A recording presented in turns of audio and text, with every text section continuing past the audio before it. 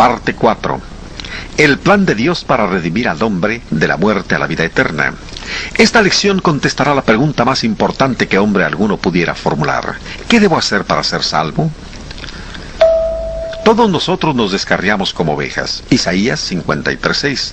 Jesús relató la historia acerca del buen pastor, quien cuidaba a cada oveja en lo individual y que dejó 99 ovejas en lugar seguro para ir a buscar a la que estaba perdida. Cuando el pastor trajo de regreso la oveja perdida, él y sus amigos estaban felices. Cuando alguien vive una vida de pecado, está perdido lejos de Dios. Si muriera en su condición pecaminosa, estaría separado eternamente de Dios. Esta es la causa por la que Jesús se interesa tanto en quienes como ovejas se han extraviado. Jesucristo es el buen pastor que cuida de cada una de las ovejas perdidas en el pecado. Tanto es su cuidado que murió para abrir el camino a la salvación. Antes de que Cristo regresara al cielo, ordenó a sus seguidores que llevaran su mensaje de amor y salvación a todo el mundo. Hoy, muchos cristianos, como Juan García, están guiando a otros a Cristo el pastor que cuida de sus almas. Jesús dijo: «Habrá más gozo en el cielo por un pecador que se arrepienta». Lucas 15:7. El amor de Jesucristo por los perdidos se muestra cuando ilustra la salvación con la tierna figura de los hombres convirtiéndose en niños. «Si no os volvéis y os hacéis como niños, no entraréis en el reino de los cielos». Mateo 18:3. La declaración de Jesús implica, primero, que para que una persona sea salva, debe purificarse y librarse del pecado y ser igual que un niño. Segundo, su aseveración muestra que los niños son aceptados por Dios. Ellos no necesitan de la salvación porque son salvos. Esta es la razón por la que Jesús enseña que quien quiera ser salvo debe volverse como un niño. Ezequiel, uno de los profetas de Dios, escribió: «El alma que pecare, esa morirá. El hijo no llevará el pecado del padre, ni el padre llevará el pecado del hijo». Ezequiel 18:20. Puesto que los niños no pueden heredar el pecado de sus propios padres, ciertamente tampoco pueden heredar el pecado de Adán. La culpa del pecado no puede ser heredada. El hombre viene a ser culpable de pecado cuando elige hacer el mal. Los niños no pueden pecar porque ellos no pueden elegir.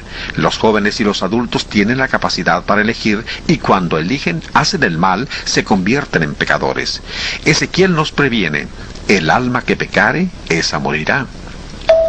Mucha gente escoge pasar su vida encadenada al pecado a pesar de las advertencias de Dios. Otros sienten la carga de sus pecados y les gustaría ser libres, pero nunca saben cómo deshacerse de su pecado y culpa. Ellos se dan cuenta que ninguno de sus amigos sobre la tierra puede cargar la culpa de ellos. También es cierto que ningún ser humano puede ganar o hacer méritos para su propia salvación. Solamente por un acto divino de la misericordia de Dios puede la persona recibir el perdón de sus pecados. Para ser libertados del pecado, debemos aprender a que la única forma de ser libres es por medio de Jesucristo. El Salvador dijo: «Conoceréis la verdad, y la verdad os hará libres». Juan 8:32. Gracias a Dios porque envió a su Hijo unigénito para pagar el rescate y redimirnos de nuestros pecados. Algunos rechazan este maravilloso amor y desprecian su única esperanza de vida eterna, mientras que otros vacilan en la duda. Pero miles han recibido al Hijo de Dios y su salvación con los brazos abiertos y corazones agradecidos. Las señales y milagros que Jesús hizo con el poder de Dios prueban que Él es el Hijo de Dios y el único Salvador. Jesús hizo el primero de sus milagros en una boda. Ahí transformó simple agua en el mejor de los vinos. Este milagro demostraba su poder sobre el proceso natural. Más tarde, con 5 panecillos y 2 peces, el compasivo Salvador alimentó más de 5,000 personas hambrientas. Solamente el Hijo de Dios pudo haber multiplicado tan pequeña cantidad de alimento en una gigantesca comida. Jesús demostró su poder sobre la ley física de la gravedad caminando sobre la superficie del mar. Cuando se reunió con sus discípulos en la barca, ellos le adoraron diciéndole: «Verdaderamente eres el Hijo de Dios». Mateo 14:33. Cuando Jesús y los discípulos fueron sorprendidos por una furiosa tempestad, los discípulos principiaron a temer por sus vidas, pero Jesús calmó al viento y dijo al mar: «Calla, enmudece». En respuesta a las palabras del Hijo de Dios, repentinamente el mar se volvió callado y quieto. Aún el viento y los mares obedecían su voz. Los milagros de Jesús fueron motivo para que mucha gente lo amara y creyera en él. Esto quedó claramente manifiesto, especialmente en los milagros que demuestran que Jesús se preocupa por la gente que sufre. También estos milagros probaron su poder sobre las enfermedades. En muchas ocasiones, Él dio la vista a los ciegos y aún sanó a un hombre que había sido ciego desde su nacimiento. ¿Podría algo menos que el poder de Dios lograr tales milagros? Ciertamente, Jesús compasivo es el Hijo de Dios. A un hombre que había estado completamente paralítico por 38 años, Jesús le dijo: levántate, toma tu lecho y vete a tu casa. El hombre se levantó en ese instante completamente sano. Jesús también sanó a mucha gente que sufría graves padecimientos, tales como enmudecimiento, sordera y locura. Siendo el Hijo de Dios, Jesús sanó muchas personas. Sin embargo, Él está más interesado en nuestras almas, puesto que es nuestro Salvador. El poder de Jesucristo iba más allá del sepulcro, penetrando hasta el mundo espiritual. Mucha gente lo vio resucitando muertos. En una ocasión resucitó a un hombre llamado Lázaro. Lázaro había estado muerto y sepultado por 4 días. Con este milagro demostró su poder para conquistar la muerte misma. El hecho de que Jesús tiene poder sobre la muerte no solamente demuestra que Él es el Hijo de Dios, sino que también infunde esperanza y consuelo a todos los que le siguen. Al aproximarse al fin de su ministerio, Jesús predijo su propia muerte y su victoria final sobre el poder de la muerte por medio de su resurrección. Esta iba a ser la gran prueba de su divinidad. Él dijo: el Hijo del Hombre será entregado a los principales sacerdotes y a los escribas, y le escarnecerán y le matarán, mas al tercer día resucitará. Marcos 10, 33 y 34. Cuando oyeron estas palabras, los discípulos se entristecieron. Poco después fue entregado por Judas Iscariote, uno de los propios discípulos de Jesucristo. Los dirigentes judíos habían pagado a Judas 30 piezas de plata para que mostrara a los soldados el lugar donde encontrar a Jesús. Llevando antorchas para alumbrarse en la oscuridad de la noche, los soldados bien armados fueron a arrestar a Jesús. Judas lo señaló dándole un beso. Así quedó Jesucristo en las manos de sus enemigos. Como Jesucristo había hablado antes de su reino, los soldados lo ridiculizaron vistiéndole con un manto escarlata, dándole una vara por cetro y poniéndole una corona de espinas. Con burlona actitud se inclinaban ante él diciéndole: «Salve, Rey de los judíos». Mateos 27, 29. Durante toda la noche llevaron a Jesucristo de un remedo de juicio a otro. Falsos testigos le acusaban de cosas que nunca hizo o nunca dijo. A la mañana siguiente, Jesús fue llevado ante el gobernador romano Poncio Pilato. Pilato pronto quedó plenamente convencido que Jesucristo era inocente. Cuando trató de decir a la turba judía que Jesús no era culpable, ellos ahogaban su voz gritando: «¡Crucifícale! ¡Crucifícale!». Pilato no tuvo el valor para sostener lo que él sabía que era justo y dio la orden para crucificar a Cristo. El grupo ejecutor principió la procesión hacia el lugar llamado Calvario, el cual estaba fuera de la ciudad. Al principio, Jesús cargó la pesada cruz y poco después un hombre llamado Simón de Cirene fue obligado a cargarla durante la parte final del camino. Los soldados principiaron el ritual tradicional de la crucifixión, colocando a Jesucristo sobre la cruz. El verdugo clavó los clavos en las manos extendidas y también en los pies. Retumbó el sonido de los clavos penetrando en la carne, luego en la madera. Los músculos se contrajeron a causa de los agudos dolores. Después, la cruz fue levantada y colocada en posición vertical. El cuerpo del Hijo de Dios pendía tenso de la cruz.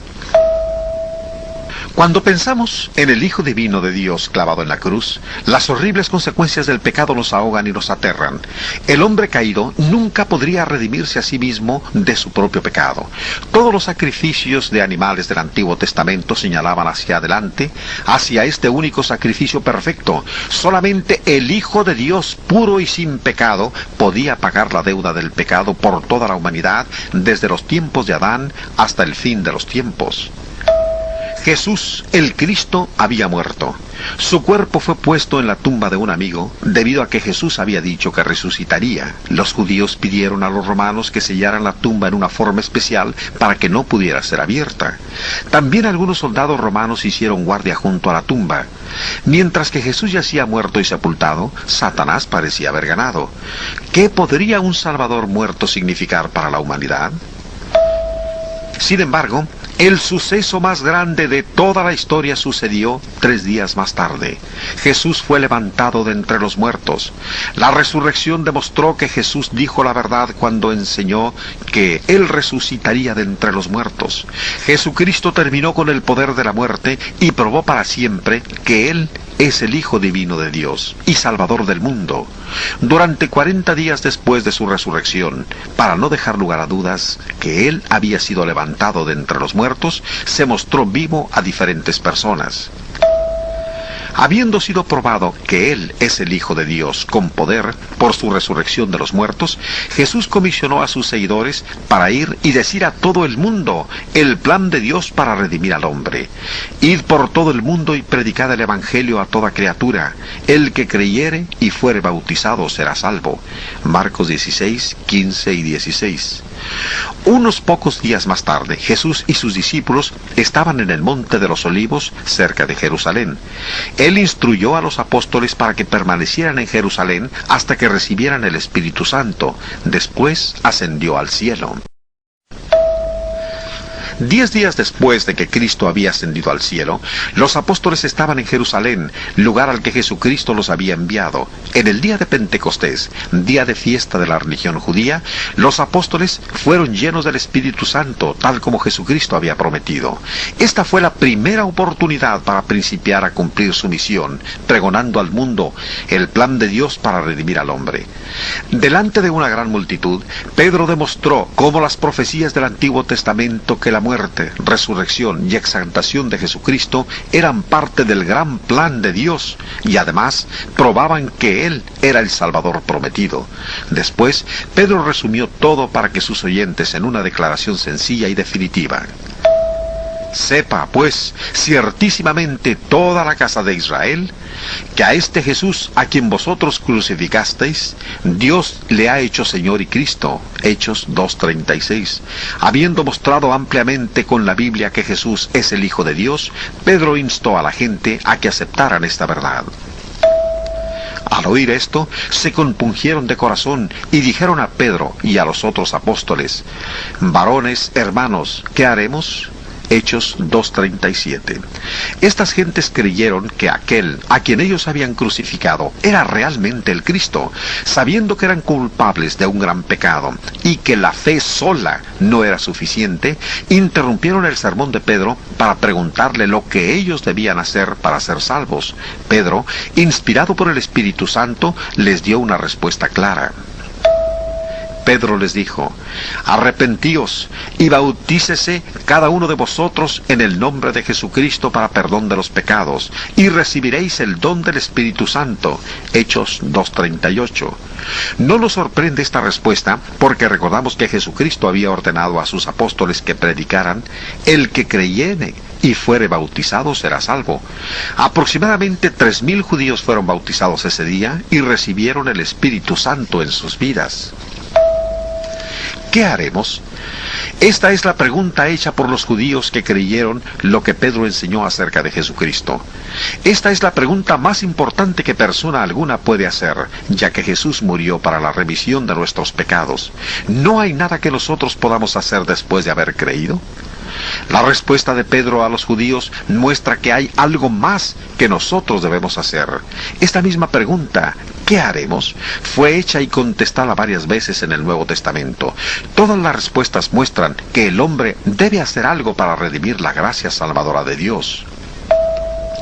Saulo de Tarso, quien más tarde vino a ser el apóstol Pablo, hizo esta misma pregunta. Antes de su conversión, Saulo era fiel devoto de la religión judía en la cual sus padres lo habían criado. Saulo, al igual que todos quienes verdaderamente se convierten a Cristo, a su tiempo encontró que él tenía que cambiar sus creencias religiosas, las cuales estaban en contradicción con la voluntad de Dios. Antes de ser cristiano, era un judío muy apegado a su religión. En su celo por la religión judía, creía sinceramente que el cristianismo estaba equivocado. Principió a perseguir la iglesia, arrestando a los cristianos y arrastrándolos a las prisiones, y hasta llegó a dar su voto para que algunos fuesen muertos por su fe. Los cristianos tenían miedo de Saulo y de los judíos y se reunían en secreto para adorar a Dios. Sabían que cada vez que se reunían corrían el riesgo de morir. Sin embargo, su amor y fidelidad les ayudó a vencer sus temores y les dio valor. Saulo verdaderamente creía que agradaba a Dios al llevar a los cristianos a la prisión o a la muerte. Desde el principio de su carrera como perseguidor, Saulo respiraba amenazas y muerte contra la iglesia, Hechos 9:1. Cuando un grupo de judíos coléricos y sedientos de sangre apedrearon a Esteban, el primer cristiano que murió por su fe, Saulo era agitador de ellos.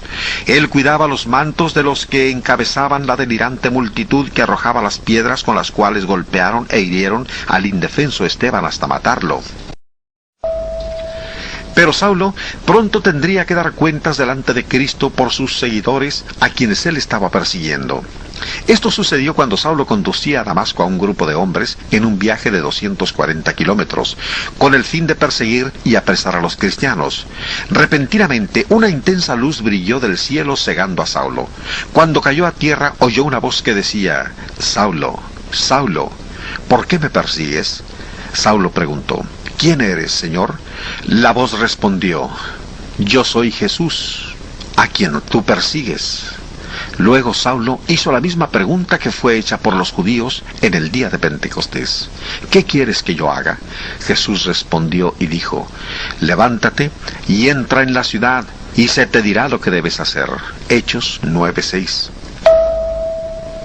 Saulo fue conducido a Damasco y permaneciendo ciego por 3 días no comió ni bebió. Él creyó en Cristo y quiso cambiar su vida, pero todavía no había recibido respuesta a su pregunta: ¿qué debo hacer? Los pecados de Saulo todavía no habían sido lavados por la sangre de Jesús, pero pronto recibió la respuesta a su pregunta. Mientras que Saulo estaba orando, el Señor envió a un discípulo llamado Ananías para que poniendo sus manos sobre Saulo pudiera recibir la vista. Después, Saulo supo que Ananías había sido enviado por Jesús. Saulo había preguntado a Jesús: ¿qué debo hacer? Jesús dio ahora la respuesta en las palabras de Ananías: ¿por qué te detienes? Levántate y bautízate y lava tus pecados. Hechos 22:16.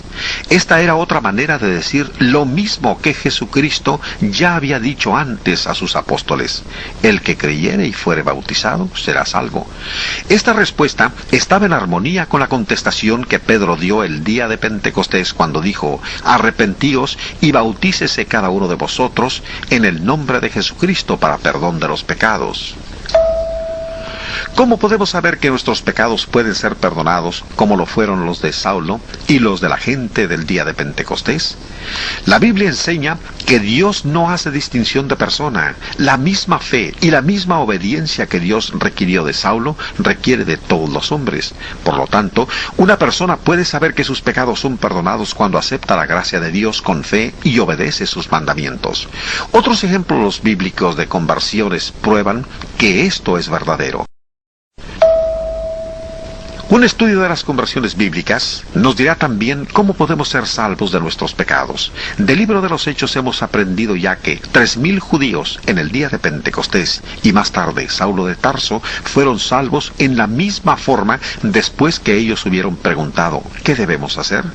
Veremos también que en la conversión del tesorero de la reina de Candace, en la del carcelero de Filipos y el de Lidia de Tiatira, se tuvieron que satisfacer los mismos requisitos antes de recibir la gracia salvadora de Dios. Todos los que se convirtieron al cristianismo en los tiempos apostólicos fueron salvos de la misma manera y todos vinieron a ser miembros de la única iglesia. En Hechos capítulo 8, la Biblia nos dice que Dios envió a Felipe para predicar al tesorero de Candace, reina de los etíopes, el cual viajaba en su carro, enseñándole Felipe a este tesorero acerca de Jesús. Llegaron a donde había agua. Creyendo lo que Felipe predicaba, el tesorero dijo: «Aquí hay agua, ¿qué impide que yo sea bautizado?». Habiendo creído que Jesucristo es el Hijo de Dios, el tesorero detuvo el carro y ahí fue bautizado por Felipe en la misma forma que la gente del día de Pentecostés y Saulo de Tarso habían sido bautizados antes. Cuando este hombre creyó en Jesucristo, el que Felipe predicaba quiso ser bautizado inmediatamente. ¿Pero por qué? La conversión del carcelero de Filipos y su familia, registrada en Hechos 16, nos muestra otra vez que cada uno en la misma forma debe ser salvo por la sangre de Cristo. Cuando todavía el carcelero no creía, había atado a Pablo y a Silas en el cepo de la prisión más segura, después de que fueron golpeados con varas en forma inmisericordia por predicar a Cristo. A la medianoche, Pablo y Silas oraban y cantaban al Señor. Repentinamente un terremoto sacudió la cárcel, abriendo las puertas de la prisión, pero ningún prisionero escapó. Viendo esto, el carcelero cayó a los pies de Pablo y Silas, exclamando en forma suplicante: «Señores, ¿qué debo hacer para ser salvo?». Pablo le dijo primero: «Cree en el Señor Jesucristo». Después procedió a enseñarles a él y a su familia lo que debían de creer. Tan pronto como toda la familia fue enseñada, su fe los movió a ser bautizados a esa misma hora de la noche. Otra vez preguntamos, ¿por qué? La conversión de Lidia, registrada también en Hechos 16, es nuestro último ejemplo para demostrar que Dios salva a toda persona de la misma manera que la gente que aprendió la verdad fue bautizada inmediatamente. Lidia era evidentemente una persona muy religiosa. Ella se había reunido con otras mujeres a la orilla del río para orar cuando Pablo vino y les enseñó acerca de Cristo. Lidia y toda la casa creyeron en el mensaje de Pablo y fueron bautizados. Pero, ¿por qué ellas, como las otras personas, fueron bautizadas tan pronto como fue posible? ¿Por qué no esperaron? Para contestar estas preguntas, pongamos juntas tres grandes verdades bíblicas que ya hemos aprendido. Primero, como la oveja puede perderse del rebaño, así también todos los hombres sin Cristo están perdidos. Sin Jesucristo para salvarnos, nuestros pecados nos condenan a la separación eterna de Dios. Por cuanto todos pecaron y están destituidos de la gloria de Dios. Romanos 3:23. Después de la muerte no habrá más oportunidades para ser salvos. Debemos aceptar la salvación proporcionada por Cristo Jesús mientras estemos vivos, o estaremos perdidos para siempre.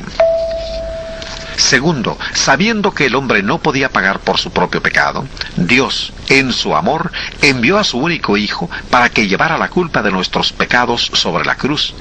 Pensemos en todos los pecados que han sido y serán cometidos puestos juntos en una masa repugnante. El solo pensamiento sacude nuestra imaginación, pero esa es la horrible carga que el Hijo de Dios llevó en la cruz. De hecho, sufrió el infierno que nosotros merecíamos. Siendo separado de Dios por la culpa de los pecados del hombre, clamó en su soledad: Dios mío, ¿por qué me has desamparado? Mateo 27:46. Este sufrimiento era más horrible que la muerte corporal. Tercero, en las conversiones bíblicas que hemos estudiado, vimos la respuesta de Dios a la pregunta: ¿qué debo hacer para ser salvo? Todas estas personas aceptaron el amor de Dios y fueron limpiadas por la sangre de Jesús en la misma forma. Su fe en Jesús los guió al arrepentimiento de sus pecados y el reconocimiento de Él como el Hijo de Dios. Luego, sin esperar más, ellos fueron bautizados inmediatamente para la remisión de sus pecados. Pero esto vuelve a traernos la misma pregunta: ¿por qué? ¿Por qué? ¿Por qué todos fueron bautizados tan pronto? La respuesta más sencilla es que Jesús lo ordenó cuando dijo: el que creyere y fuere bautizado será salvo. Esto sería suficiente para aquellos que realmente aman y desean hacer la voluntad de Dios. Pero a fin de que entendamos más acerca de el por qué, usemos una ilustración conocida. Cuando vemos que nuestras manos están sucias, es muy natural que querramos lavárnosla tan pronto como sea posible. Nos damos cuenta de lo insensato que sería ver que necesitamos lavarnos las manos y quedarnos sin hacerlo, mayormente cuando hay jabón y agua disponibles. Nos lavamos las manos tan pronto como podemos.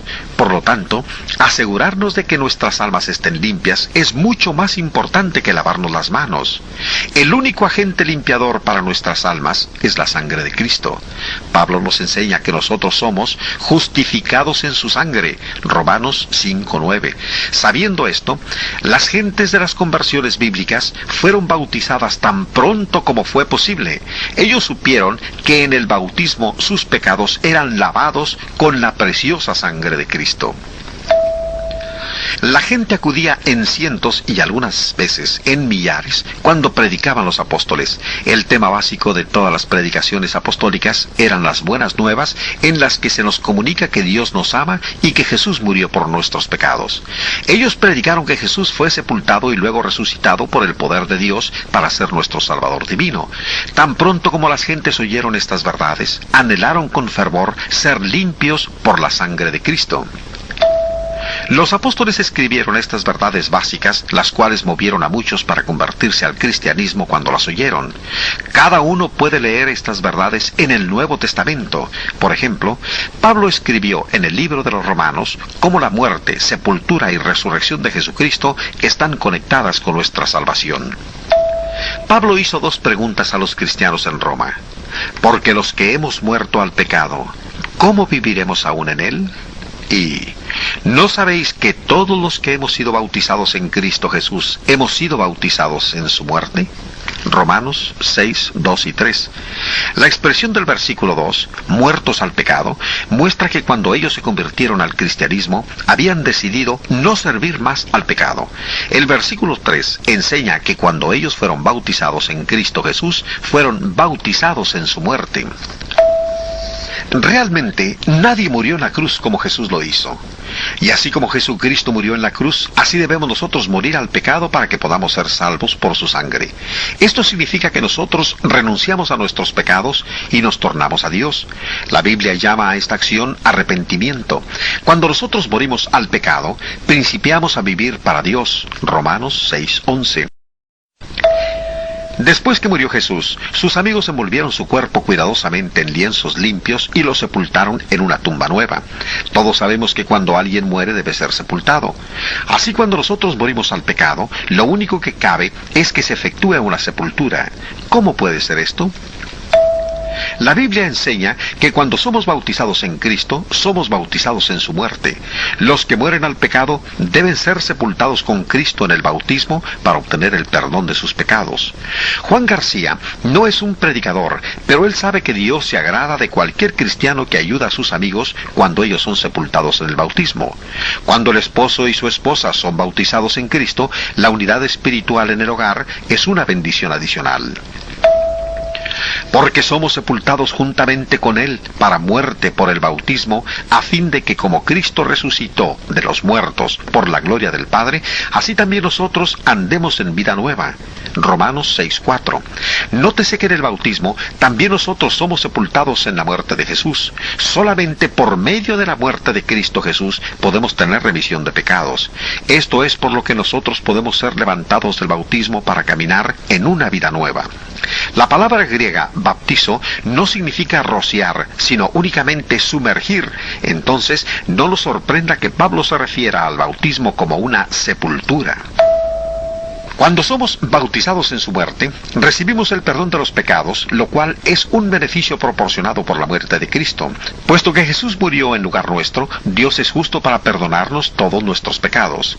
Estas verdades vienen a la mente de los demás cuando ven a una persona descendiendo a las aguas como si descendiera a un sepulcro.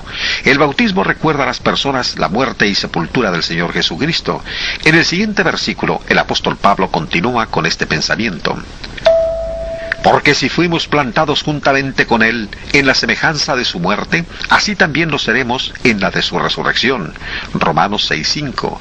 Ya hemos aprendido que no podemos morir en la cruz como Jesús o ser sepultados en su tumba, pero podemos ser plantados o sepultados en el bautismo, tal como el cuerpo de Cristo fue plantado o sepultado en la tumba. La inmersión es el único bautismo aprobado por Dios en el cual el creyente es plantado o sepultado bajo el agua. Cuando usted da su consentimiento para ser sepultado con Cristo por el bautismo, eso no significa que está haciendo algo para ganarse su salvación. En lugar de eso, usted está mostrando su completa disponibilidad para obedecer a Jesús. Pero cuando usted cree en Jesucristo y lo obedece siendo bautizado, usted es salvo por los méritos de la muerte de Jesús otorgados por la maravillosa gracia de Dios. 3 días después que Cristo fue sepultado en la tumba, Dios lo levantó de los muertos y le dio una vida nueva. Más tarde Jesús dijo: Yo soy el que vivo y estuve muerto, mas he aquí que vivo por los siglos de los siglos. Amén. Apocalipsis 1:18. Somos resucitados con Él de nuestra sepultura en el bautismo, tal como Jesús fue resucitado de la muerte. Todos nuestros pecados pasados son perdonados. El viejo hombre, nuestra vida pasada, se ha ido y nosotros principiamos una vida nueva en Cristo. Al entrar en esta vida nueva, es a lo que Jesús se refería cuando hablaba de nacer de nuevo, Juan 3:3-7. Puesto que la nueva vida sigue al bautismo, Jesús explicó que nosotros nacemos otra vez del agua y del Espíritu.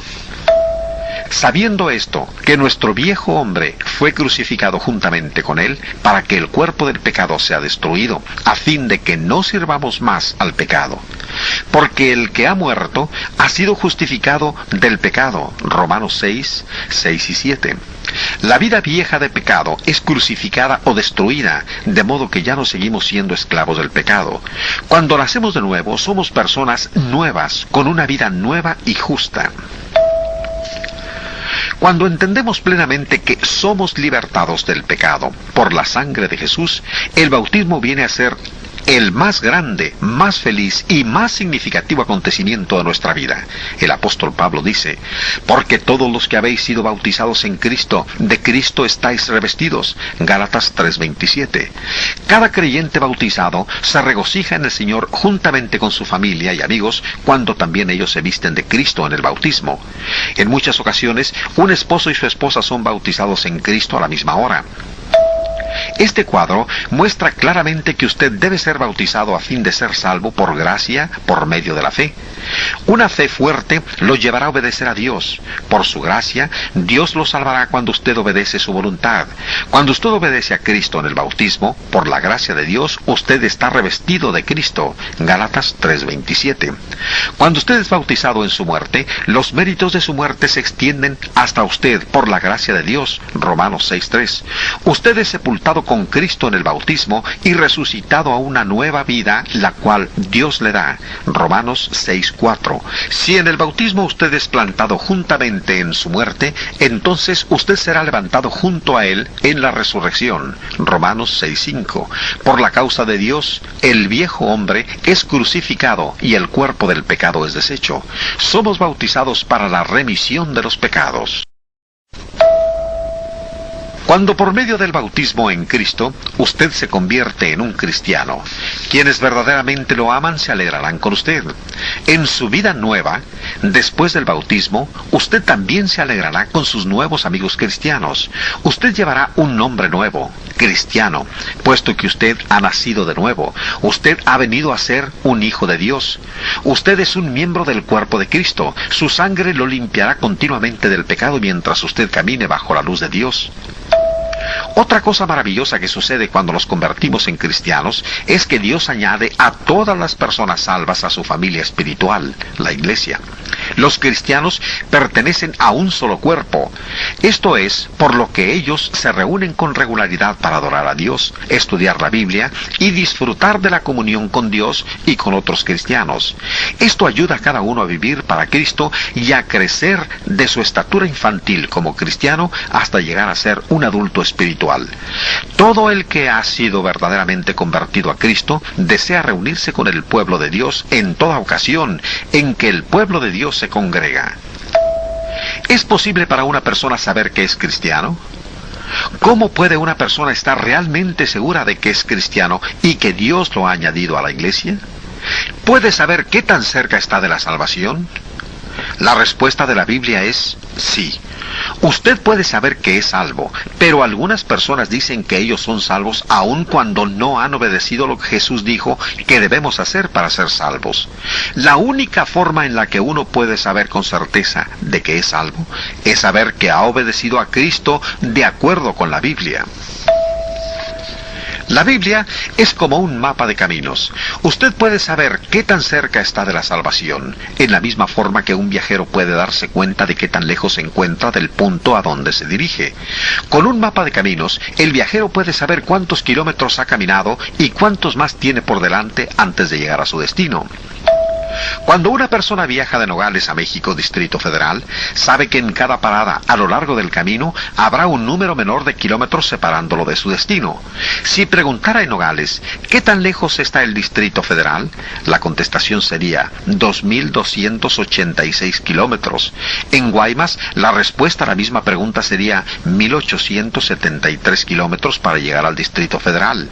Una respuesta diferente, 1.092 kilómetros, sería cierta en Mazatlán. En Guadalajara se le diría al viajero solamente 572 kilómetros más para llegar al Distrito Federal. El viajero no se confundirá porque recibe diferentes respuestas a la pregunta ¿qué tan lejos está el Distrito Federal? Las diferentes respuestas muestran que cada vez se va acercando más a su destino. De la misma manera, cuando usted viaja hacia la salvación, recibirá diferentes respuestas a la pregunta ¿qué debo hacer para ser salvo? La respuesta a esta pregunta depende siempre de lo cerca que usted esté de la salvación. Usted encontrará la respuesta correcta solamente en el Nuevo Testamento, el cual es el mapa espiritual de Dios que tenemos en nuestros días. Antes de que el Nuevo Testamento fuera dado, un rico joven gobernador preguntó a Jesús, ¿qué haré para heredar la vida eterna? Jesús le dijo que guardara la ley de Dios del Antiguo Testamento.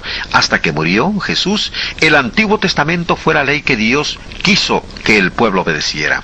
Pero hoy, si queremos tener la vida eterna, debemos obedecer el Nuevo Testamento de Dios. Se acercaba el final de la vida de Jesús en la tierra. El Nuevo Testamento no había sido aún dado, así que el Antiguo Testamento seguía siendo la ley de Dios para su pueblo. Sobre la cruz, Jesucristo dijo al ladrón que deseaba ser salvo, «Hoy estarás conmigo en el paraíso», Lucas 23:43. Esta respuesta ya no es la que Cristo da en nuestros días. El ladrón vivió y murió bajo la ley del Antiguo Testamento. Esta es la causa por la cual Jesús no dijo al ladrón que debía ser bautizado. El ladrón no podía haber sido sepultado con Cristo en el bautismo antes que Cristo mismo hubiera sido sepultado en la tumba. La respuesta que Jesús tiene hoy para los que están en el estado de perdición se encuentra solamente en el Nuevo Testamento. Cuando un no creyente pregunta, ¿qué debo hacer para ser salvo?, la respuesta que obtendrá será la misma que el apóstol Pablo dio al carcelero de Filipos: cree en el Señor Jesucristo. Hechos 16:31. Cuando un no creyente acepta que Jesús es el Hijo de Dios, entra en el estado de fe, pero todavía no es salvo. Mucha gente vive y muere en el estado de fe, pensando que son salvos, pero están equivocados. Cuando ellos leen más cuidadosamente la Biblia, el mapa de los caminos espirituales, se dan cuenta que todavía no han entrado al estado de salvación. El hombre que está en el estado de fe todavía debe preguntar, ¿qué debo hacer para ser salvo? Puesto que el creyente está ahora más cerca de la salvación que cuando no creía, la respuesta será diferente. Los creyentes del día de Pentecostés son un ejemplo de lo que acabamos de decir. En el día de Pentecostés, del cual ya hemos estudiado, varios miles de judíos creyeron a las palabras del sermón en el que el apóstol Pedro mostraba que Jesús es el Hijo de Dios. Aunque ellos creyeron, se daban cuenta que todavía no eran salvos, así que ellos preguntaron, ¿qué haremos? La respuesta de Pedro fue, arrepentíos y bautícese. Esta respuesta es solamente para quienes han entrado en el estado de fe. Cuando alguien se arrepiente, se aparta del pecado y se vuelve a Dios, por esta razón entra en el estado de cambio. Es cierto que el arrepentimiento lo lleva a uno más cerca de la salvación, pero la persona que ha creído y se ha arrepentido aún debe preguntar, ¿qué debo hacer para ser salvo? Por ejemplo, el tesorero de Etiopía creyó en Jesús y se volvió a él después de haber oído la predicación de Felipe. Él sabía que todavía había algo más por hacer, así que preguntó a Felipe, ¿qué impide que yo sea bautizado? Felipe respondió, si crees de todo corazón, bien puedes. Esta es otra respuesta a la pregunta, ¿qué debo hacer para ser salvo? Fíjese que cada respuesta bíblica depende de dónde se encuentra la persona que pregunta en relación a la salvación. El tesorero respondió que él creía que Jesucristo es el Hijo de Dios. Haciendo esto, él entró al estado de declaración. En esta etapa del progreso espiritual, el creyente se encuentra dispuesto a confesar en presencia de otras personas. Creo que Jesús es el Hijo de Dios. Romanos 10:10 dice, con la boca se confiesa para salvación. La persona que cree, se arrepiente y confiesa su fe en Cristo, aún no ha entrado al estado de salvación. Hasta este punto, todavía no ha sido limpio por la sangre de Cristo. Solamente por los méritos de la muerte de Jesús puede uno ser limpio del pecado. Así que debe hacerse la misma pregunta otra vez. ¿Qué debo hacer para ser salvo? La respuesta para el creyente que se ha arrepentido y ha confesado a Cristo se encuentra en Hechos 22:16. Levántate y bautízate y lava tus pecados. El hombre que sigue el mapa espiritual de Dios por los estados de fe, arrepentimiento, confesión y bautismo, sabe que entra al estado de salvación por la gracia de Dios. Jesús ha prometido, el que creyere y fuere bautizado será salvo. Todos los que están en el estado de salvación están en la iglesia o reino de Dios, porque Dios añade a todos los salvos a su iglesia. La persona salva tiene toda la razón del mundo para alegrarse en gran manera por la gracia, el amor y la misericordia de Dios. Está ahora lista con la ayuda de sus hermanos cristianos y su Padre Celestial para principiar la vida cristiana. La esperanza de la vida eterna viene a ser ahora el ancla de su alma. ¿Dónde está usted espiritualmente? ¿En cuál estado está usted viviendo? Usted ha aprendido de la palabra de Dios que si cree que Jesucristo es el Hijo de Dios, usted está en el estado de fe. Si su fe le ha llevado a apartarse del pecado y acercarse a Dios, usted está en el estado de cambio. Cuando usted confiesa su fe en Cristo, usted está en el estado de declaración. Después, cuando usted es sepultado con Cristo en el bautismo, usted es limpiado con su sangre y entra en el estado de salvación. Lo más importante que usted puede hacer es decir si quiere o no recorrer todo el camino, hasta entrar en el estado de salvación, de acuerdo con la palabra de Dios. El estado en que está usted en este momento determinará dónde estará por toda la eternidad. Jesús dijo, no todo el que me dice, Señor, Señor, entrará en el reino de los cielos, sino el que hace la voluntad de mi Padre que está en los cielos. Mateo 7:21. Dios quiere que usted sea salvo. Dios ha enviado a su Hijo para salvarlo a usted. Él le ha dado promesas para animarlo. Cristo Jesús está esperando que usted le dé su vida por completo. Pero la elección, la decisión final es suya.